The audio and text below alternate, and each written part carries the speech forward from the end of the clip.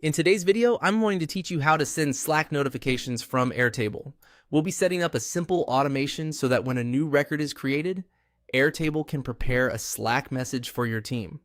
This is a great way to keep everyone updated automatically without having to manually copy information from one tool to another. To begin, open your projects area in Airtable. Once you're inside the base, go to the automation section. This is where Airtable lets you create workflows that react to changes in your data, like new records, updated fields, or status changes.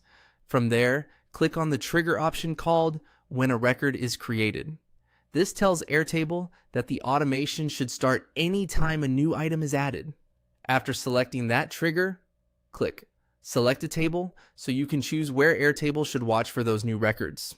In this example, choose the Tasks table.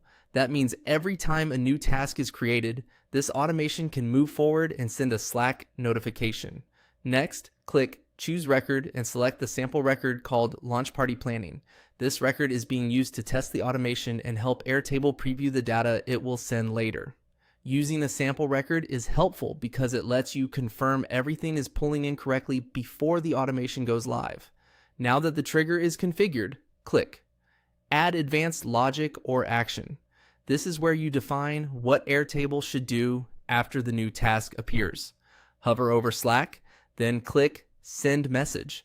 That adds Slack as the action app for this workflow. Next, enter a description for the Slack message step. This is mainly for organization, so use something clear that helps you remember what this action does. After that, click Select Account. If your Slack account hasn't been connected yet, click Manage Connected Accounts and complete the connection there. Make sure you connect the correct workspace so your notifications go to the right place. Once the account is selected, click Generate a Preview. This lets Airtable show you how the message will look using the sample record you chose earlier. Previewing is an important final check because it helps you spot missing details or formatting issues before relying on the automation.